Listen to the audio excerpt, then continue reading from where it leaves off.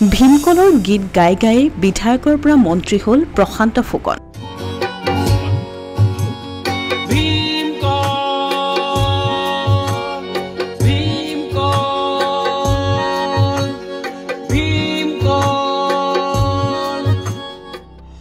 পিয়াজৰ মালা পিন্ধি কৰা প্ৰতিবাদৰ পৰা ভীমকললৈকে কেতিয়াবা আকৌ গৰুৰ গাড়ীত উঠিও প্ৰতিবাদ কি কৰা নাই তেওঁ। অৱশেষত যেন দীৰ্ঘ প্ৰতীক্ষাৰ অন্ত পৰিল বিধায়ক প্ৰশান্ত ফুকনৰ। বছৰ বছৰ ধৰি আশা পালি থকা খবৰটো লাভ কৰিলে বিধায়ক প্ৰশান্ত ফুকনে। ৭০ বছৰ বয়সত আশা পূৰণ হ'ল প্ৰশান্ত ফুকনৰ। মন্ত্ৰীসভা সম্প্ৰসাৰণৰ কথা ওলালেই চৰ্চালৈ অহা প্ৰশান্ত ফুকনে অৱশেষত পালে মন্ত্ৰিত্ব। মই শ্ৰী প্ৰশান্ত ফুকন ঈশ্বৰৰ নামত শপত খাই কওঁ যে মই অসমৰ ৰাজ্যমন্ত্ৰী স্বৰূপে মোৰ কৰ্তব্য যথাযথ সম্পাদনত আৱশ্যক হোৱাৰ বাহিৰে মই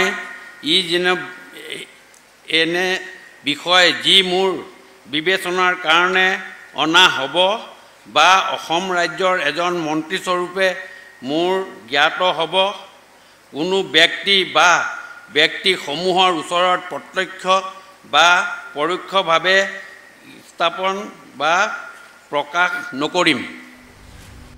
বিজেপি মিত্ৰজোঁটৰ চৰকাৰত দুটাকৈ কাৰ্যকালত কেইবাবাৰো সম্প্ৰসাৰণ হ'ল মন্ত্ৰীসভাৰ। মন্ত্ৰীসভাৰ ৰদবদল হ'লেই চৰ্চালৈ আহে বিধায়ক প্ৰশান্ত ফুকনৰ নাম। ইয়াৰ পিছতো কিন্তু বাৰে বাৰে বিমুখ হৈছিল প্ৰশান্ত ফুকন। কিন্তু বৃহস্পতিবাৰৰ দিনটো যেন ভাল আছিল প্ৰশান্ত ফুকনৰ। সেইদিনাই প্ৰশান্ত ফুকনৰ জীৱনলৈ আহিল বহু প্ৰতীক্ষিত খবৰটো।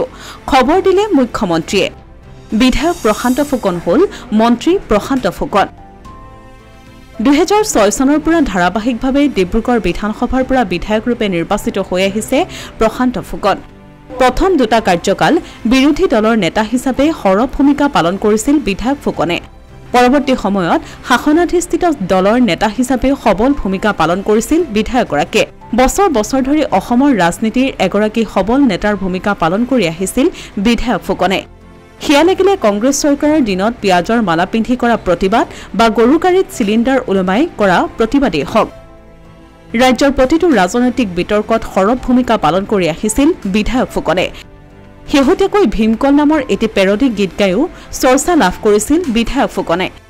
ভীমকল ভীমকল ভীমকল চেনি চম্পা নহয় যে ভীমকল, মালভোগো নহয় যে ভীমকল, পিঠাৰ লগত খোৱা বা এনেই খোৱা পাবা জেগাত তুমি বল।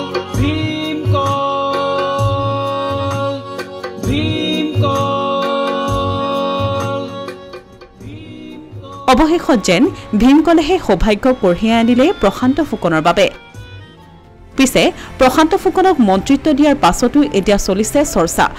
ৰাজনৈতিক কেৰিয়াৰ শেষ হোৱাৰ দিশে আগবাঢ়িছে নেকি প্ৰশান্ত ফুকনৰ। ১.৫ বছৰ মন্ত্ৰী হোৱাৰ সুখ প্ৰদান কৰি ২৬ৰ নিৰ্বাচনত ডিব্ৰুগড়ৰ পৰা টিকট প্ৰদান নকৰিবও পাৰে দলীয় নেতৃত্বই। এই কথালৈও এতিয়া চলিছে চৰ্চা। Asomiya Pratidin digital desk.